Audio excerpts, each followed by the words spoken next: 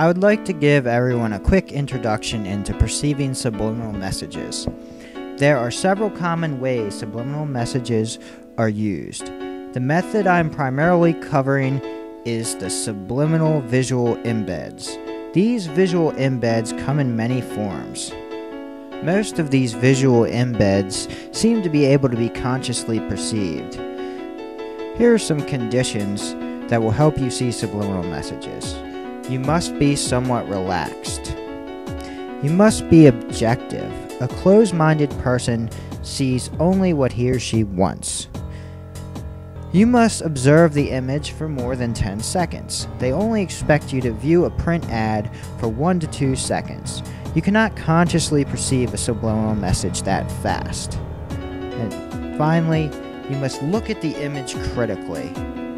After you accept these principles, and as soon as you understand the camouflages and the basic placement of the messages, you're ready to start finding these hidden messages.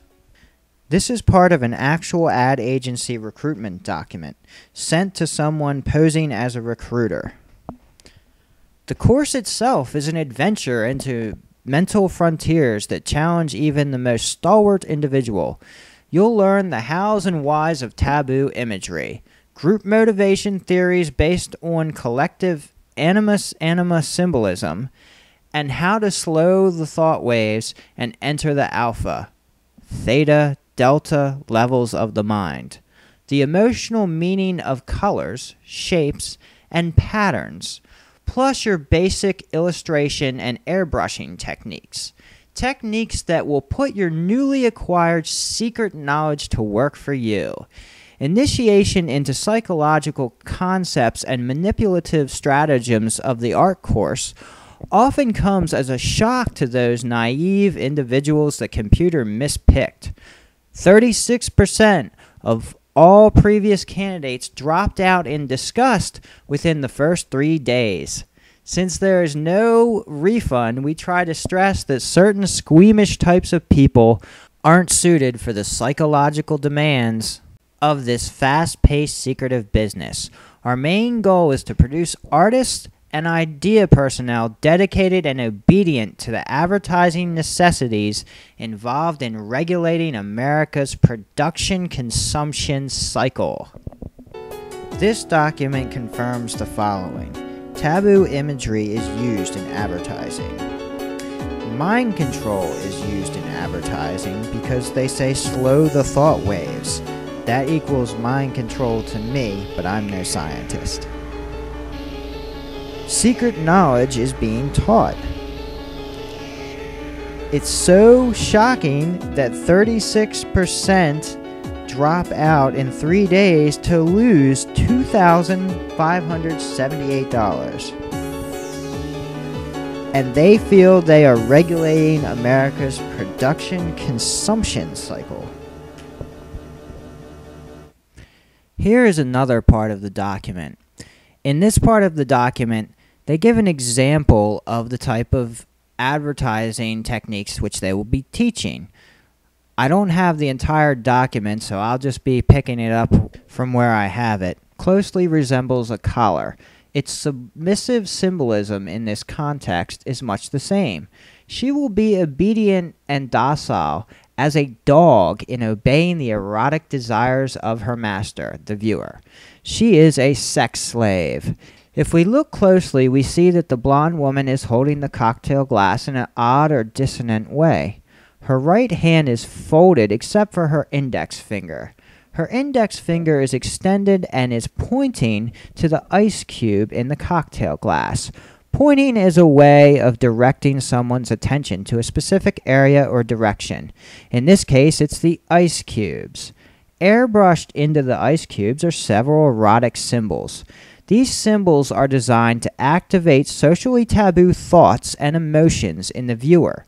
By activating these deep instinctual thought processes, we guarantee our client the emotional involvement of the viewer or potential customer. We create the desire that can only be satisfied by product consumption. The symbols in the ice cubes may seem invisible, but hypnotic research has shown 95% subconscious pickup. The subconscious can take in an astounding amount of visual information. This information filters its way up to the consciousness by way of what is socially acceptable. The rest is to remain in the subconscious, where it later emerges in the form of desires and wants that are satisfied only through acts of consumption. So, in summary, we are being bombarded by hidden messages that activate socially taboo thoughts and emotions in you and me and the rest of us. They create desires that they stress can only be satisfied by product consumption. Socially taboo can also be translated into immoral. They say that there's a 95% pickup of these messages. I guess that study has not been released to the public because I've never heard of it, but if you have, let me know. Whether you think it affects you or not, really, do you want this stuff going into your brain unfiltered? This is an older ad being used to train recruits. Sorry, this ad may be a little hard to see. I'll read the notations from left to right. Let's take a look. On the girl, it says, thick sweater, spider on her face, jabbed in the head, subliminal penis, evil eye, emphasis on teeth. Something I can't make out about her tongue. Warped knuckle. On the man it says, by his hair, dripping blood, eyes tightly shut. There's a horn shape by his head. Toothy devil in the back seat. And on the hood there are swear words, horror faces, devil faces. When I examine an ad looking for subliminals, I might notice half of this stuff after like 20 minutes of study. I would never have thought about the mirror jabbing the girl in the head. Think about it. Every time you see an ad in print or on TV, these messages go into your mind. Your kid's mind or your grandchild's mind. Not just now, but for your whole life. Hypnotically forced into an endless lifelong struggle of toil and consumption. Enslavement. To live like a king, you have to work like a slave. Enslaved by the lust of our own eyes. The corporation, the puppeteer. How much of your day was spent doing some meaningless task for a corporation? And what are you going to do with that paper that they call money that the corporation gave you? Are you going to spend it on something that in the greater scheme of things is meaningless?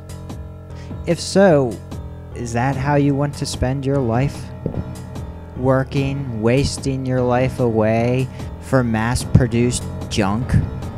That's what they want you to do, because then you're just their battery. They take your life and they turn it into money and they get rich off of it. Meanwhile, you don't do anything to stop them. You're too busy shopping, buying your junk, watching TV, watching their ads, chatting about their products. The elitists that control the system are like parasites. They're like vampires.